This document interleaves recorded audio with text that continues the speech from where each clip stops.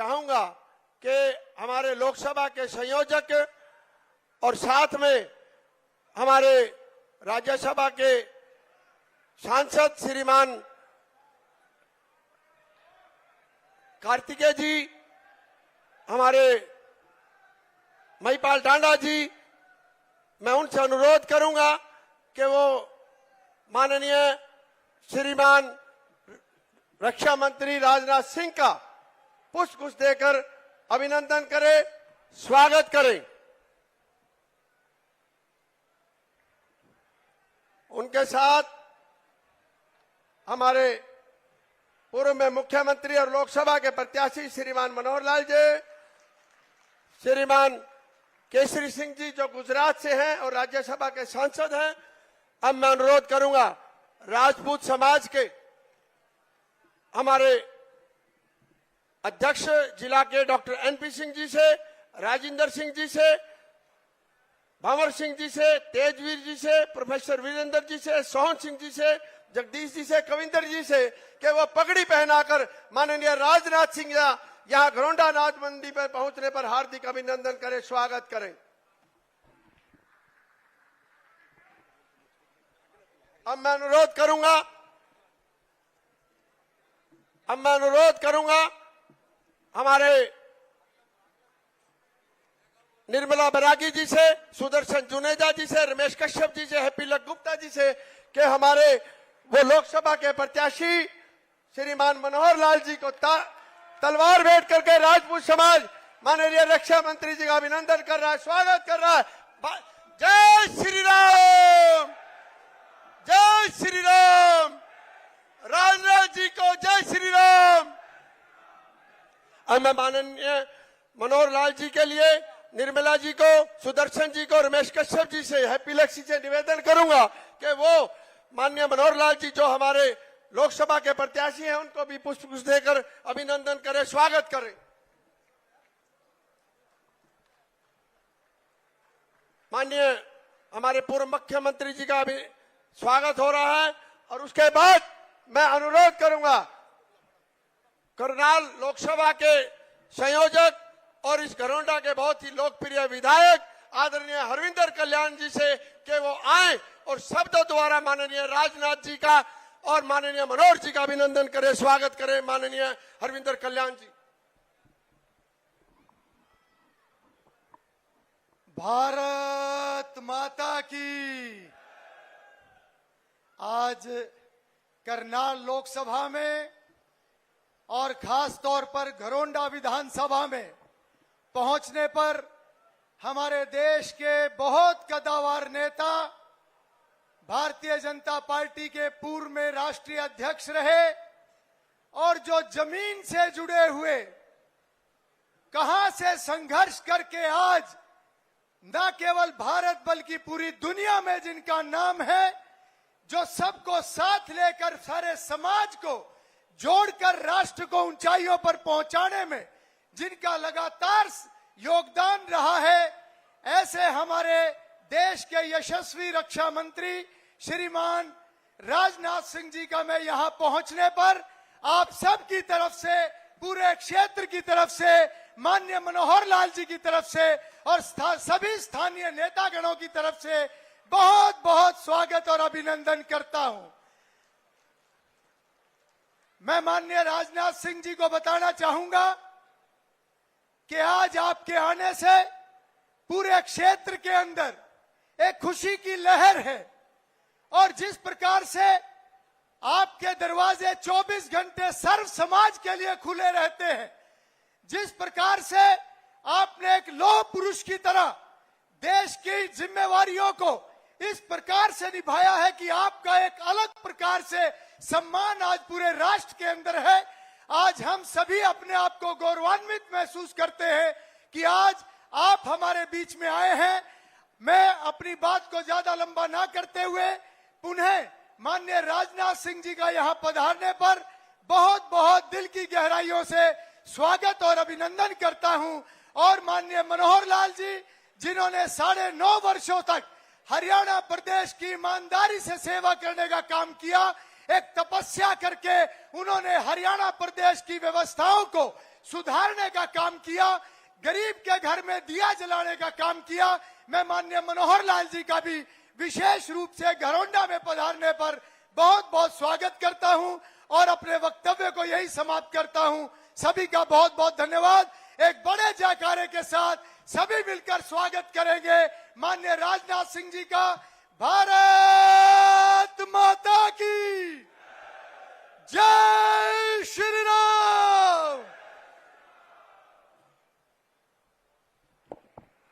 अब मैं निवेदन करना चाहूंगा, जिन्होंने 9.5 वर्ष तक इस हरियाणा की सेवा की है, पूरे हरियाणा को अपना परिवार समझा है, 2 करोड़ 80 लाख लोगों की चिंता की है, सर्व समाज को एक समझा है, ऐसे हमारे लोकसभा के प्रत्याशी आदरणीय श्रीमान मनोहर लाल जी से मैं निवेदन करूंगा कि वो आए और हम सब का मार्गदर्शन करें।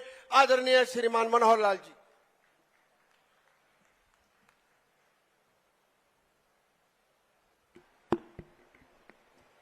बोलो भारत माता के। भाई जरा पिछला कोना भी जरा ध्यान रखो।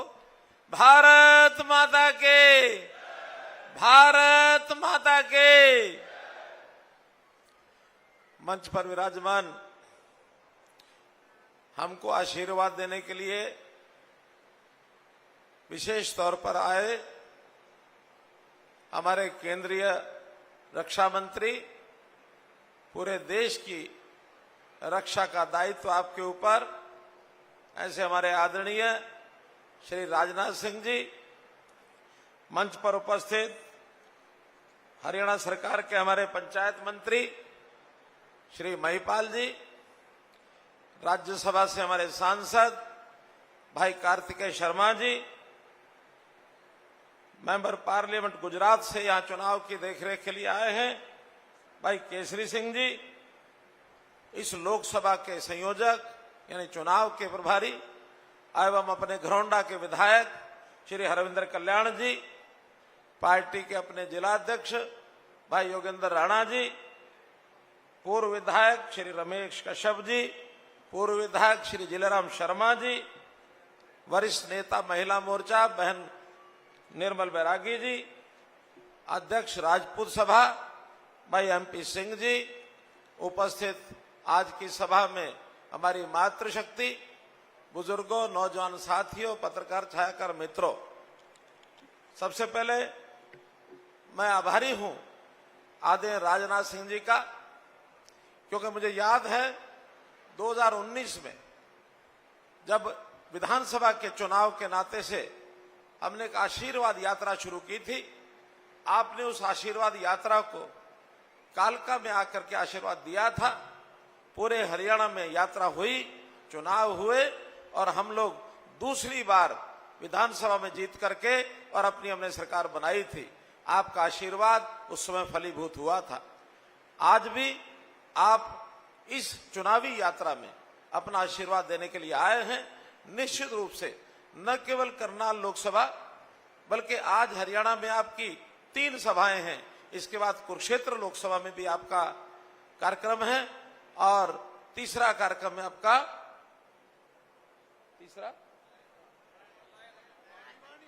भिवानी।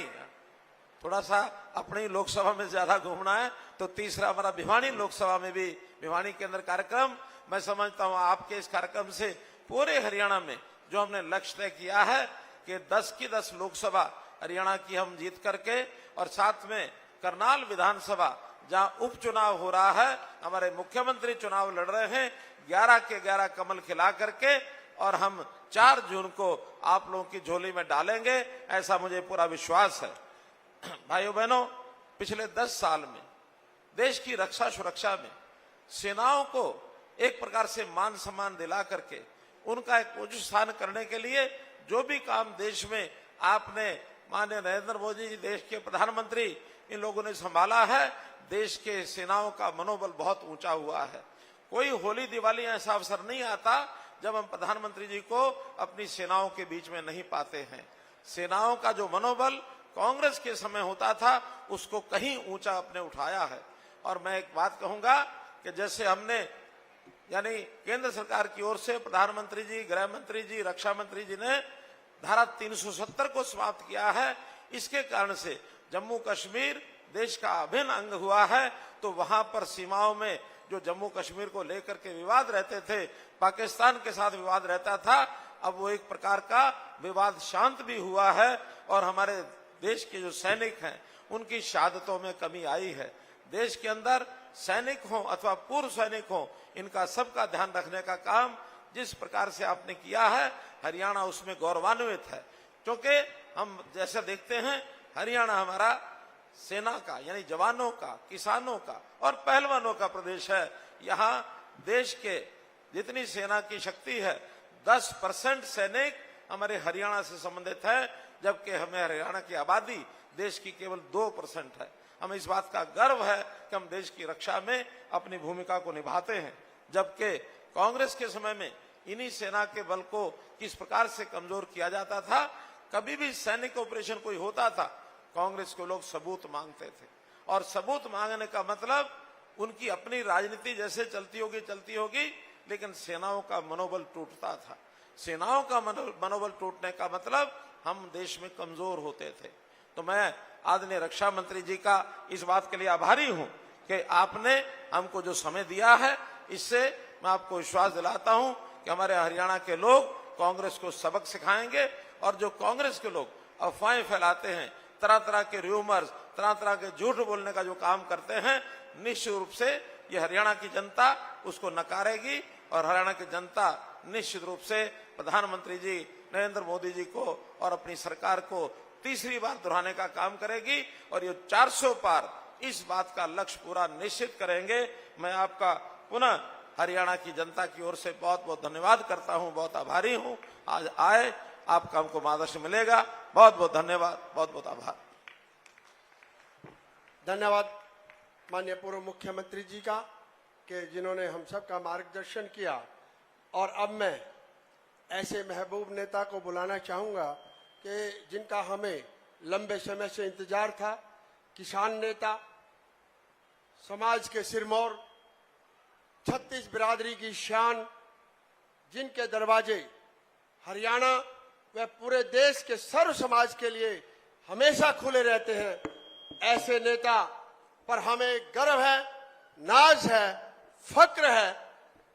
और जन जन के प्रिय श्री राजनाथ सिंह जी, रक्षा मंत्री जी से मैं अनुरोध करता हूं कि वो अपने उद्बोधन से हम सबको अनुग्रहित करें। आदरणीय श्रीमान रक्षा मंत्री राजनाथ सिंह जी।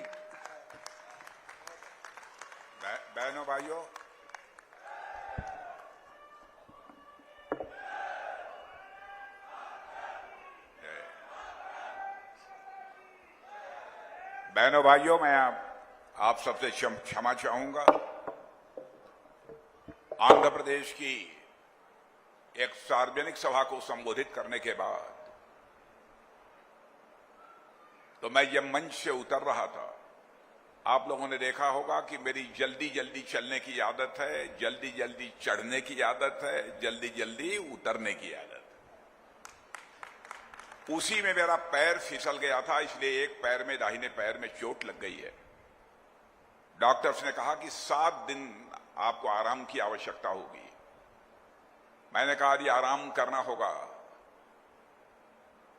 तो मैं 30 तारीख को बाद, जबकि चुनावी प्रचार का दौर समाप्त होगा, तभी मैं आराम करूंगा, उसके पहले आराम नहीं करूंगा। बहनों भाइयों, यदि आज आपके बीच में आया हूं, कुछ दर्द भी लेकर आया हूं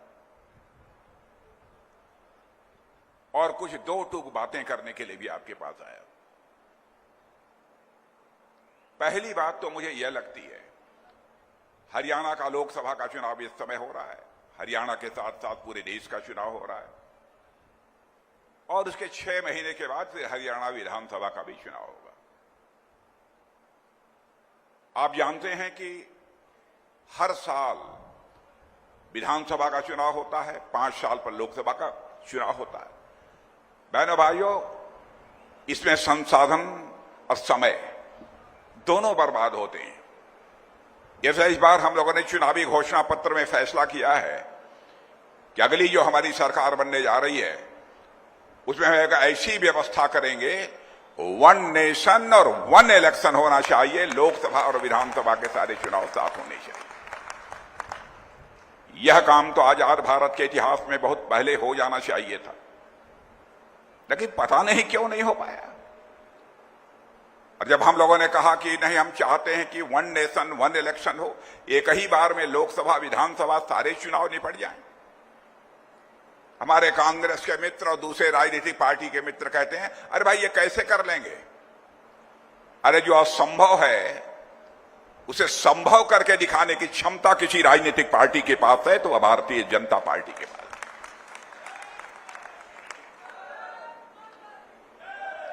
और बहनों भाइयों, उसको करके हम दिखाएंगे। और हरियाणा में एक वेदना लेकर आया हूं, और मैं जानता हूं कि हरियाणा के लोग स्वाभिमान के धनी होते हैं। मान, सम्मान और स्वाभिमान उनके हृदय की सबसे बलवती भावना होती है। वह भूखों मर सकते हैं लेकिन अपने मान, सम्मान, स्वाभिमान से कभी समझौता नहीं कर सकते।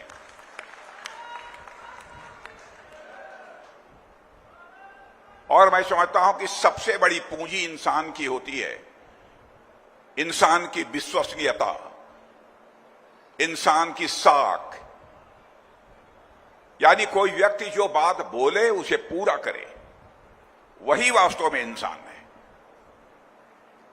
लेकिन मैं सारी राजनीतिक पार्टियों को देख रहा हूं, कहती कुछ है और करती कुछ है। आप लोगों ने कांग्रेस पार्टी को इस देश में 50 वर्षों से अधिक का समय अखंड हुकूमत करने के लिए दिया।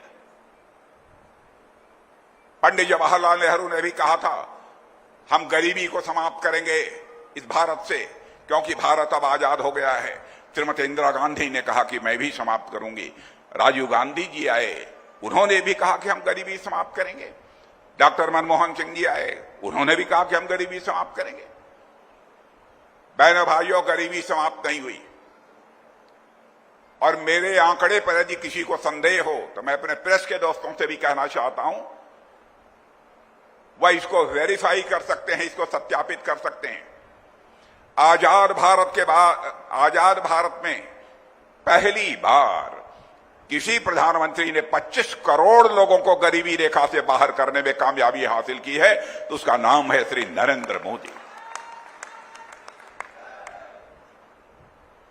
और मैं आपको यकीन दिलाकर जाना चाहता हूं बहनों भाइयों, भारत की पूरी गरीबी को समाप्त करने में बामुश्किल 10 से लेकर 15 वर्षों का ही समय लगेगा यदि हमारी सरकार आगे काम करती रही। आज तक जो हम लोगों ने कहा है उसे किया है।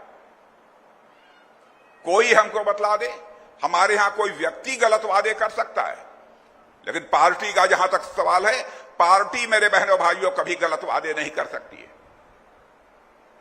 मैं आपको याद दिलाना चाहता हूं, 1951 में जब भारतीय जनसंघ के रूप में हम लोगों ने अपनी राजनीतिक यात्रा इस भारत में प्रारंभ की थी, उस समय हम लोगों ने कहा था जिस दिन हमारी केंद्र में सरकार बन जाएगी, धारा 370 जिसके तहत जम्मू कश्मीर को विशेष राज्य का दर्जा प्राप्त है, उसे हम चुटकी बजाकर समाप्त कर देंगे। और आपने देखा कि समाप्त कर दिया।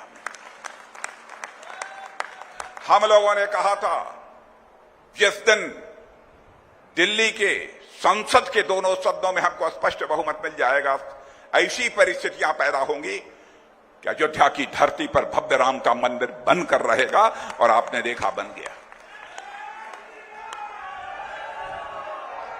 और बहनों भाइयों, मुझे याद है कि जिस समय हम लोग 1984 में झंडे लेकर रामलला का नारे लगाते थे कि रामलला हम आएंगे, मंदिर यहीं बनाएंगे, हमारे विरोधी ये कहते थे हाँ बेटा रामलला हम आएंगे, मंदिर यहीं बनाएंगे, लेकिन तारीख नहीं बताएंगे। बहनों भाइयों, अब 22 जनवरी का दिन आ गया। हमारे प्रधानमंत्री ने 12 दिन का अखंड उपवास करके धर्माचार्यों के मार्गदर्शन में रामलला की प्राण प्रतिष्ठा अयोध्या में कर दी। अब आपको कैसा लगता है ये तो मैं नहीं जानता, लेकिन मैं जितना जानता हूं, भारत के सांस्कृतिक और धार्मिक इतिहास को उस आधार पर मैं कह सकता हूं बहनों भाइयों, मुझे तो लगता है अब रामलला अपनी कुटिया से निकलकर, अपनी झोपड़ी से निकलकर अपने महल में प्रवेश कर चुके हैं। भारत में राम राज्य का आगाज होकर रहेगा और दुनिया की कोई ताकत रोक नहीं सकती।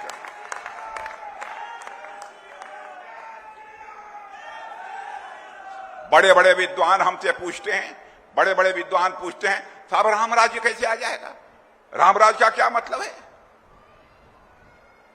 मैंने कहा जिस दिन हर भारतवासी के अंदर अपने कर्तव्य के प्रति बोध, दायित्व बोध, सेंस ऑफ रिस्पॉन्सिबिलिटी, जिस दिन इस बात का एहसास हो जाएगा कि हमारा जिम्मेदारी क्या है, हमारा कर्तव्य क्या है, मैं मान लूंगा कि उसी दिन भारत में राम राज्य आ गया। मर्यादा पुरुषोत्तम भगवान राम को भी जंगल इसीलिए जाना पड़ा था, कैकेयी के अंदर यह कर्तव्य बोध नहीं था कि हमें क्या करना चाहिए।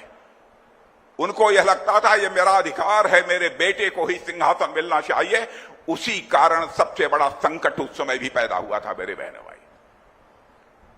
इसीलिए मैं मानता हूं जिस दिन लोगों के अंदर इस प्रकार की चेतना जागृत हो जाएगी कि हमारा इस समाज के प्रति, परिवार के प्रति, देश के प्रति यह कर्तव्य बनता है, मैं मानता हूं कि उसी दिन इस देश में राम राज्य आकर रहेगा, दुनिया की कोई ताकत नहीं रोक सकती।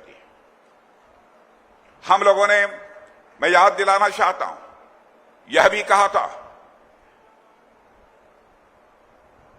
3 तलाक की प्रथा को समाप्त करेंगे। मुझे याद है बड़े बड़े विद्वान यह कहते थे कि मिस्टर राजनाथ सिंह, आप दूसरे धर्म के मामलों में क्यों हस्तक्षेप करना चाहते हैं?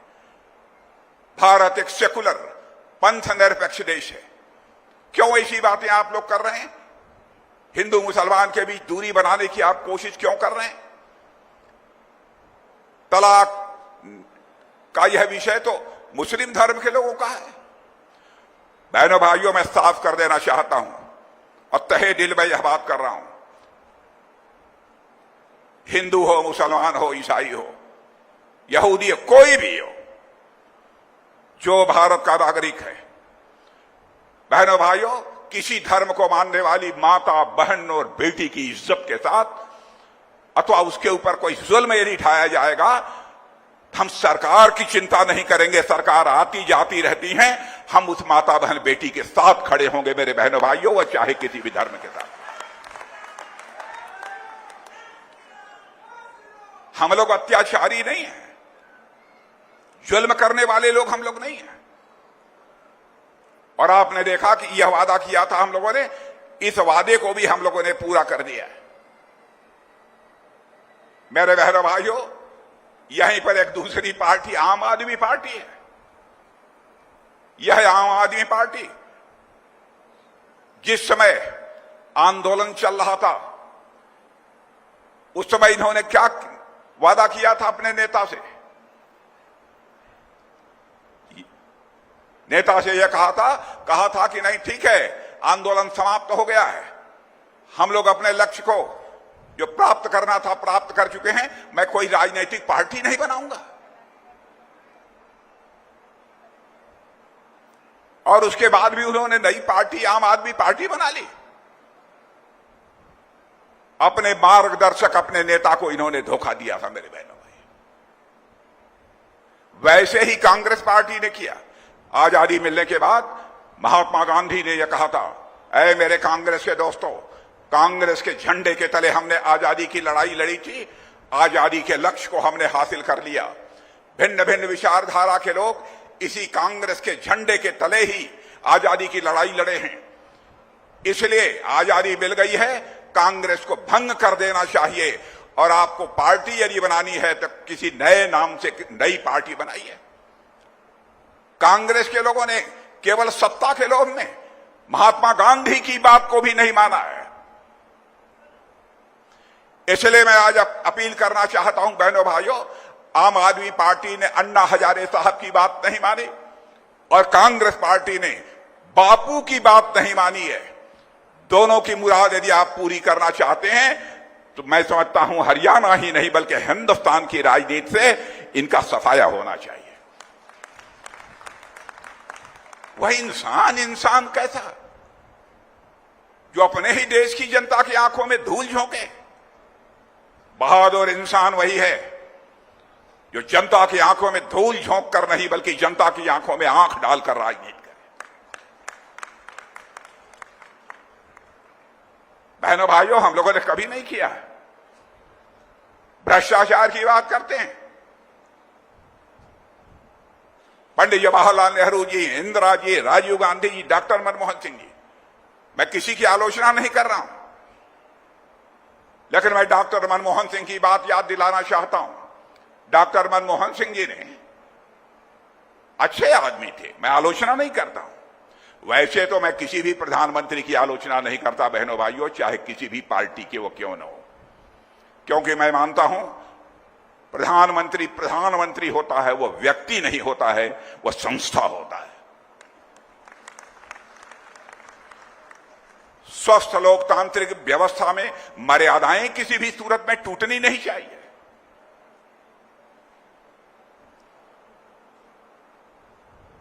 ये लोग महंगाई को रोक नहीं पाए, भ्रष्टाचार।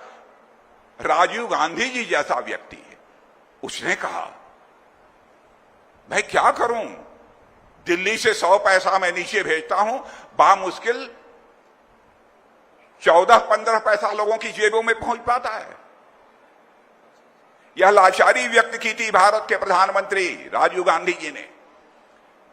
डॉक्टर मनमोहन सिंह जी भी उसे स्वीकार नहीं कर पाए, लेकिन आपने देखा होगा 56 इंच सीने का हमारा प्रधानमंत्री, उसने इस चुनौती को स्वीकार किया। जनधन मोबाइल और आधार की ऐसी त्रिमूर्ति तैयार कर दी कि आज दिल्ली के बैंकों से 100 पैसा चलता है तो 100 का 100 पैसा आपकी जेब में पहुंचता है। बहनों भाइयों, भ्रष्टाचार भाषण देकर समाप्त नहीं किया जा सकता। भ्रष्टाचार समाप्त करना है तो व्यवस्था में परिवर्तन करना होगा, सिस्टम में चेंज लाना होगा, तभी जाकर भ्रष्टाचार को समाप्त किया जा सकता है। मैं कांग्रेस के दोस्तों से पूछना चाहता हूं, हरियाणा में भी हमारे कांग्रेस के वरिष्ठ नेता हैं, उनसे भी मैं पूछना चाहता हूं, क्या यह सच नहीं है केंद्र में जब जब आपकी सरकार रही है, आपकी सरकारों पर भ्रष्टाचार के आरोप लगे? यहां तक कि आपकी सरकार के रहते आप ही के मंत्री को अदालत के आदेश पर जेल की हवा खानी पड़ी है। क्या सच नहीं है?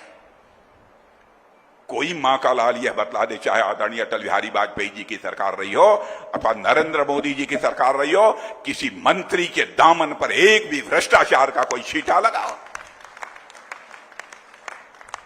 जनता को झूठ बोलकर, आंखों में धूल झोंककर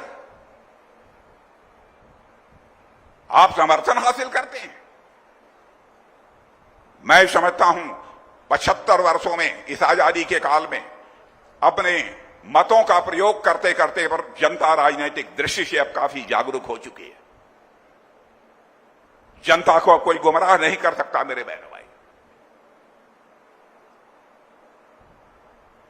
ये कहते हैं मोदी जी को 400 से अधिक सीटें मिल गई, लोकतंत्र खट्टे पर पड़ जाएगा, तानाशाह बन जाएंगे।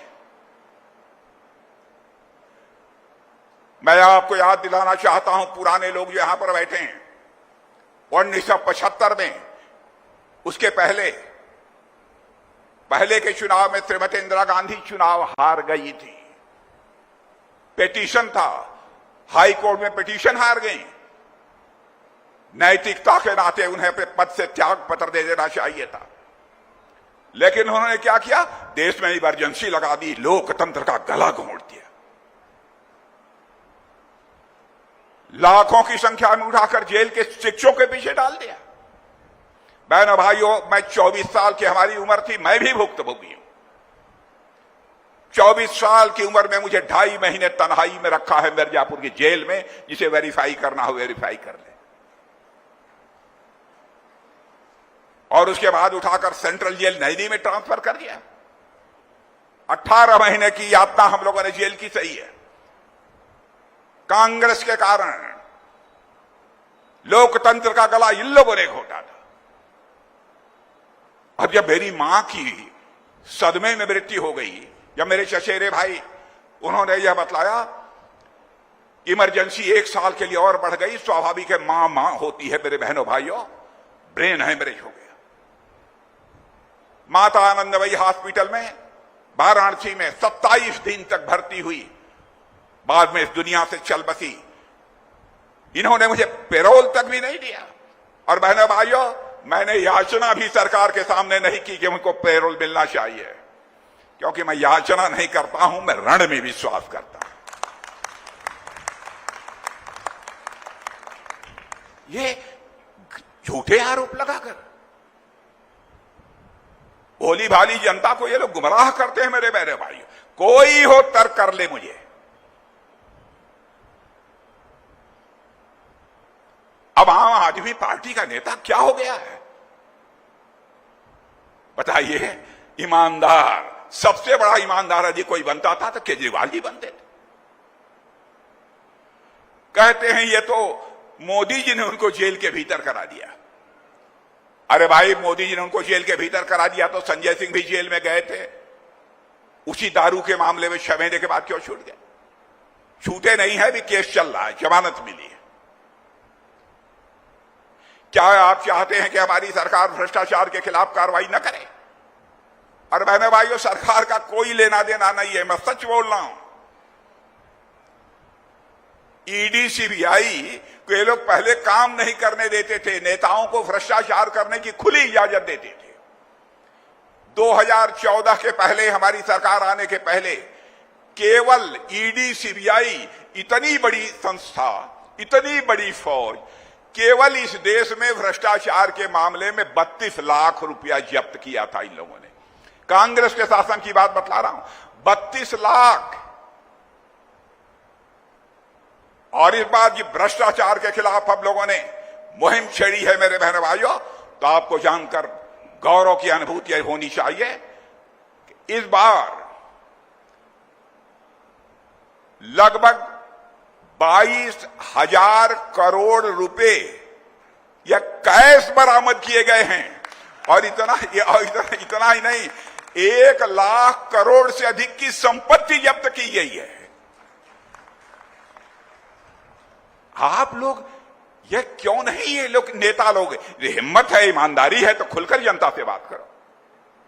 आप 50-55 वर्षों तक हुकूमत किए, 32 लाख रुपया भ्रष्टाचार में आप लोगों ने जब्त किया। कहां ये बड़े बड़े नेता आलीशान महल बनाकर घूमते हैं?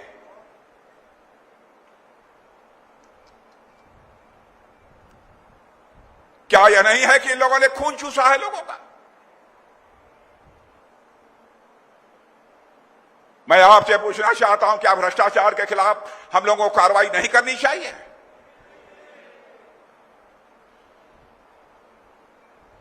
इस पर भी अंगुली उठाई जाती है। मैं जानता हूं ये सब सारे लोग बड़े चतुर होते हैं, आपके सामने आकर गलत तर्क पेश करेंगे, लेकिन मेरे सामने आकर गलत तर्क पेश करें।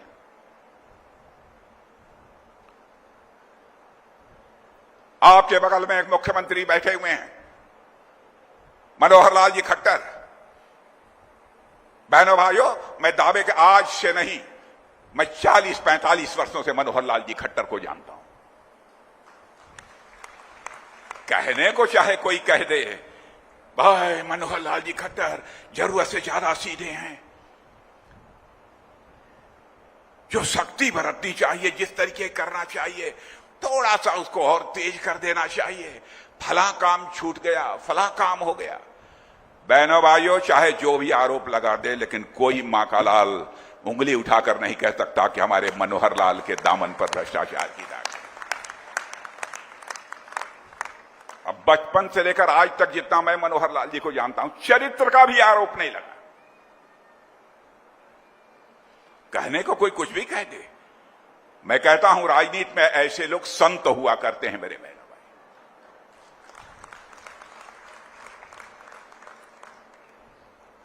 देश आगे बढ़ रहा है, भारत का कद दुनिया में ऊंचा हुआ है मेरे बहनों भाइयों। पहले भी मैं विदेशों में जाता था, दुनिया के मंचों पर, अंतर्राष्ट्रीय मंचों पर मैं कुछ बोलता था तो दुनिया कहती थी भारत बोल रहा है, चलो थोड़ी देर के बाद चाय वगैरह पीने के बाद आएंगे, जब दूसरे लोग अमेरिका बोलेगा, चीन बोलेगा, रूस बोलेगा, तब आएंगे। माने हमारी बातों को अंतर्राष्ट्रीय मंचों पर गंभीरतापूर्वक सुना नहीं जाता। लेकिन आज आपको जानकर खुशी होगी, स्वाभिमान जाग उठेगा आपका। आज अंतर्राष्ट्रीय मंचों पर भारत कुछ बोलता है, सारी दुनिया कान खोलकर सुनती है कि भारत बोल क्या रहा है। बहनों भाइयों, यह भारत की हैसियत है। मेरी बात यदि गलत हो तो हरियाणा के बहुत सारे लोग विदेशों में हैं, इनसे जाके इनसे पूछ लीजिए। आज यही टेलीफोन मिलाकर पूछ लीजिए कि राजनाथ सिंह आए थे या कहा है उन्होंने, सच है कि गलत है।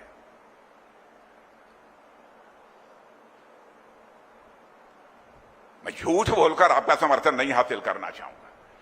धन दौलत के मामले में 2004 से लेकर 2014 तक कांग्रेस की सरकार थी, डॉक्टर मनमोहन सिंह जी भारत के प्रधानमंत्री थे। हमारा भारत दुनिया के देशों में 2004 में भी 11वें स्थान पर था धन दौलत के मामले में, अर्थव्यवस्था के मामले में, और 2014 में भी 11वें स्थान पर था, 1 इंच ऊपर नहीं चला। हमारे प्रधानमंत्री ने करिश्मा किया है मेरे बहनों भाइयों, करिश्मा किया है। आज सारी दुनिया कह रही है विश्व में सर्वाधिक तेजी से आगे बढ़ने वाली अर्थव्यवस्था यदि किसी देश की है तो हमारे और आप देखिए देश भारत की है मेरे बहनों। सारी दुनिया कह रही है। और आज आपको मैं बतलाना चाहता हूं, आपको जानकारी होगी समाचार पत्रों के माध्यम से कि 2014 में जब हम लोगों की सरकार बनी थी, धन दौलत के मामले में हमारा भारत दुनिया के देशों में 11वें स्थान पर खड़ा था। 8 साल के अंदर जंप लेकर 5वें स्थान पर पहुंच गया। और मेरी बात सुन लीजिए, मैं नहीं कह रहा हूं, अंतर्राष्ट्रीय दुनिया की फाइनेंशियल फर्म्स बोलते हैं, वह दावा कर रही हैं कि भारत जितनी तेजी से आगे बढ़ रहा था, अब इस सच्चाई को नकारा नहीं जा सकता कि 2027 आते आते धन दौलत के मामले में भारत दुनिया का तीसरा देश बन जाएगा मेरे बहनों। अमेरिका होगा, चीन होगा, उसके बाद हम और आप होंगे, भारत होगा।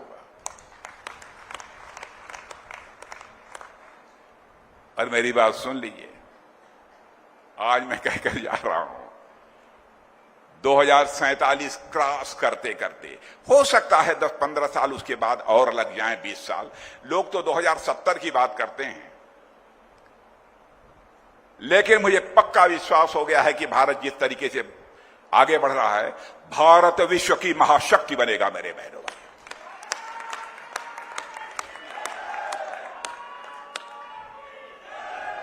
भारत विश्व की महाशक्ति बनेगा। और आप ये कहेंगे कि राजनाथ सिंह की सरकार है इसलिए राजनाथ सिंह ये भाषण दे रहे हैं। पाकिस्तान के संसद में पाकिस्तान के सांसद फजलुर रहमान ने यह कहा है कि भारत तो विश्व की महाशक्ति बनने जा रहा है, लेकिन पाकिस्तान अपनी बर्बादियों को बचाने की लोगों के सामने हाथ फैलाकर भीख मांग रहा है। यह मैंने नहीं कहा है, पाकिस्तान के सांसद ने कहा है। मैंने ही विश्व की महाशक्ति नहीं कहा है। और बहनों भाइयों, यदि हम विश्व की महाशक्ति बनना चाहते हैं तो दुनिया के किसी देश पर कब्जा करने के लिए नहीं, किसी देश पर आक्रमण करने के लिए हम विश्व की महाशक्ति नहीं बनना चाहते हैं। विश्व की महाशक्ति यदि हम बनना चाहते हैं तो विश्व के कल्याण के लिए बनना चाहते हैं बहनों भाइयों, क्योंकि हमारे देश के ऋषि और मनीषियों ने भारत की सीमा में रहने वाले लोगों को ही अपने परिवार का सदस्य नहीं माना है, बल्कि पूरे विश्व की वसुधा पर रहने वाले सारे लोगों को अपने परिवार का सदस्य मानते हुए वसुधैव कुटुंबकम का संदेश सारे विश्व को दुनिया की किसी देश की धरती से गया है तो हमारे और आपके देश की धरती भारत से गया। हम ऐसा नहीं है हम बलवान हो जाएंगे तो हम किसी पर आक्रमण करेंगे। बलवान हो जाएंगे, हम उसको संबल देंगे, ताकत देंगे। एक से एक जीव हो गए हैं कांग्रेस, एक से एक जीवधारी। एक सैम पित्रोदा हैं, कहते हैं कि भारत में भी ये व्यवस्था लागू कर। कांग्रेस के हैं, इंडियन ओवरसीज कांग्रेस के अध्यक्ष थे, अब त्यागपत्र दिया है। कांग्रेस के लोगों ने त्यागपत्र दिलवाया कि मैं हार जाएंगे। सारे सब कुछ वही बतलाते उतलाते थे इन लोगों को, बहुत बड़े सलाहकार थे। उन्होंने कहा भारत में सर्वे, एक तो राहुल गांधी बेचारे ने कहा, अब क्या बताऊं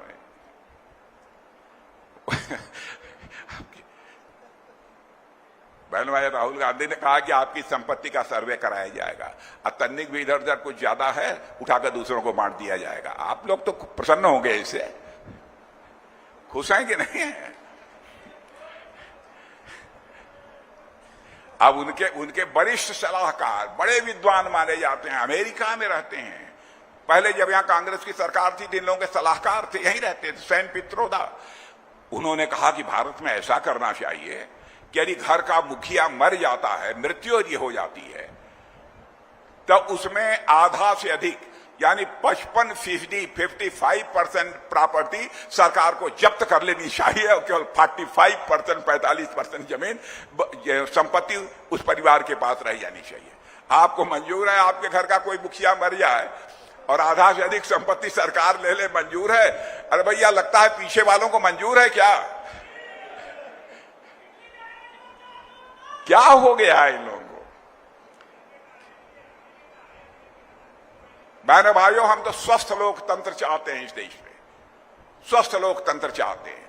ईश्वर से कभी कभी प्रार्थना कर दिया करिए ताकि कांग्रेस पार्टी और आम आदमी पार्टियों को कब से कब सद्बुद्धि तो आ जाए। हो क्या गया इन लोगों को?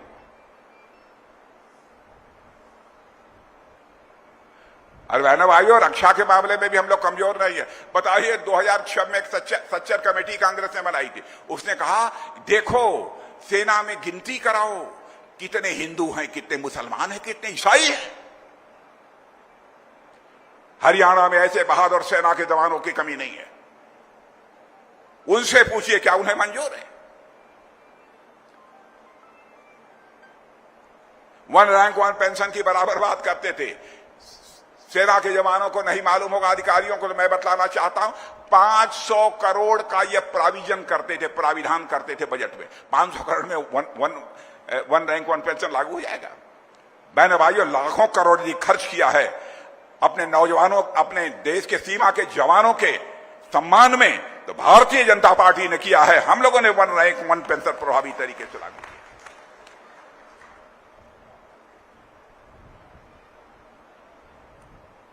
और एक और हैं बड़े नेता, अभी आए, पहली तारीख को फिर से जेल में चले जाएंगे। 20 दिन से छूटे हुए हैं, आम आदमी पार्टी वाले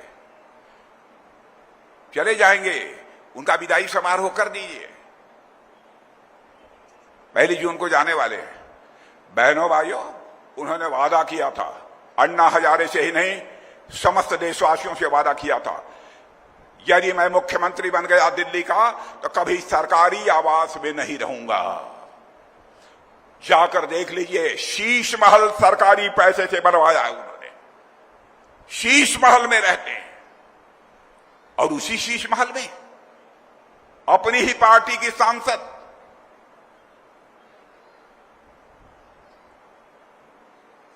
उसकी लात घूसों से पिटाई की गई, बाल खींचे गए। महिला महिला होती है मेरे बहनों भाई। भारत की परंपरा है कि हमारे देश के ऋषि और मनीषियों ने कहा है, यत्र नारायण पूजन्ते तत्र रमन्ते देवा। और वह उनकी सांसद है, राज्यसभा की सांसद है। और जिस उनके निजी सचिव ने पिटाई की घर में, मैंने कुछ दिनों पहले देखा कि अपने साथ लेकर घूम रहे थे। आज एक लफ्ज उसके बारे में नहीं बोलते हैं।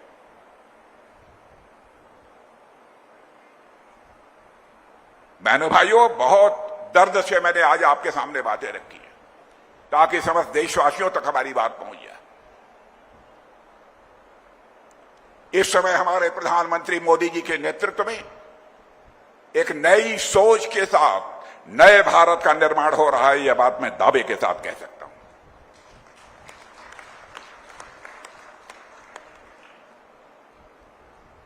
और आपको पता नहीं क्या लगता होगा, लेकिन मैं कह रहा हूं, मनोहर लाल जी खट्टर जैसा प्रत्याशी आपको मिला है। बहनों भाइयों, आप सौभाग्यशाली हैं। आप कहते होंगे कि राजनाथ सिंह इतनी क्यों प्रशंसा करते हैं? क्योंकि मनोहर लाल जी खट्टर का रग रग मैं जानता हूं, इसलिए मैं प्रशंसा करता हूं। आप 10, 5, 15 साल से जानते होंगे, मैं इनको 40, 50 साल से जानता हूं। इनको अविवाहित रहकर समाज की सेवा करते हुए मैंने देखा। भारत के प्रधानमंत्री भी मनोहर लाल जी खट्टर का सम्मान करते हैं। कहीं न कहीं कुछ है तभी ना। भाषण दे लें कांग्रेस के लोग, कह रही है आरोप लगाने वाले पहले अपने गिरेबान में झांक कर देखें। मेरे भाइयों, आप सब, मैं जानता हूं हरियाणा के लोग बड़े स्वाभिमानी होते हैं। देश को बचा लीजिए, देश का मस्तक ऊंचा होना चाहिए। इस बार कहीं का कोई प्रत्याशी बीजेपी का थोड़ा गड़बड़ भी दिखाई देता हो, इस बात को भूल जाइए। प्रश्न यह है हम किसको भारत की संसद में चुनकर भेजेंगे कि मोदी जी के नेतृत्व में सरकार बनाने में सहयोग करेगा। सीमा की तो बात ही मत पूछिए मेरे बहनों भाइयों। भारत अब कमजोर भारत नहीं रहा है। भारत दुनिया का ताकतवर देश हो गया है। अब हमारी यह ताकत बन गई है, हम किसी को छेड़ते नहीं मेरे बहनों भाइयों, हम किसी को आंख भी नहीं दिखाते। लेकिन यदि कोई आंख दिखाने की कोशिश करेगा तो उसका मुंहतोड़ जवाब हमारे देश की सेना देगी।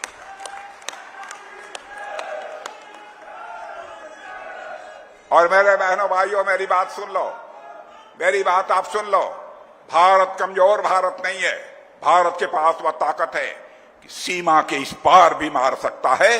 जरूरत पड़ी तो सीमा के उस पार भी जाकर भारत मार सकता है। यह भारत की ताकत है। इसलिए मैं आप सभी लोगों से निवेदन करूंगा, कमल का फूल, माताएं बहनें बैठी हैं, उनके सामने भी उनके सम्मान में मैं शीश झुकाता हूं। नारी शक्ति का सदैव भारतीय जनता पार्टी ने सम्मान किया है। और आप देखिए, परमात्मा की कृपा, भारत को धनवान ही यदि बनना था तो जब बीजेपी जब पूर्ण बहुमत से सरकार बना ली तभी से भारत धनवान बनना शुरू हुआ। कारण जानते हैं, कारण जानते हैं। बैंक पहले घाटे में चलते थे। 3 लाख, जाकर नोट करके देख लीजिएगा, 3 लाख करोड़ के मुनाफे में भारत के बैंक चल रहे हैं।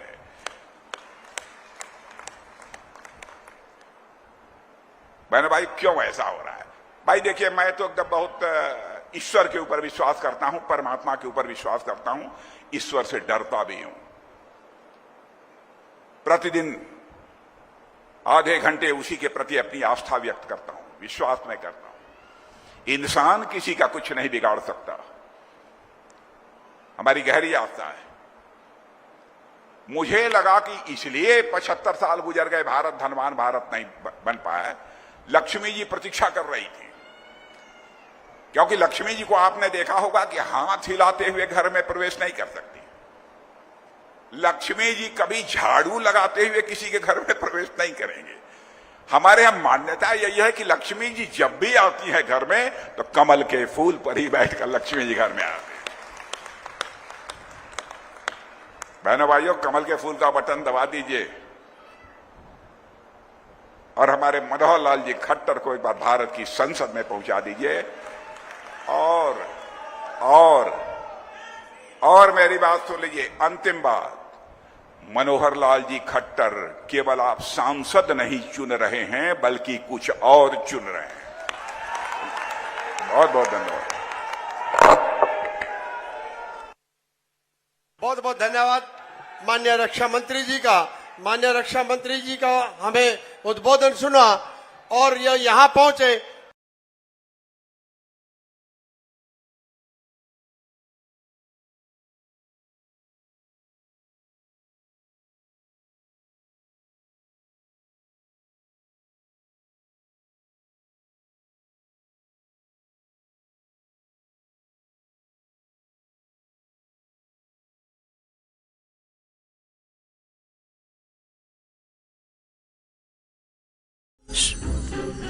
எடுக்கிறதுன்னு என்ன யோசிக்கிற? எப்படி எடுக்கிறதுன்னு யோசிக்கிறேன். இப்படி எடுத்தா போச்சு.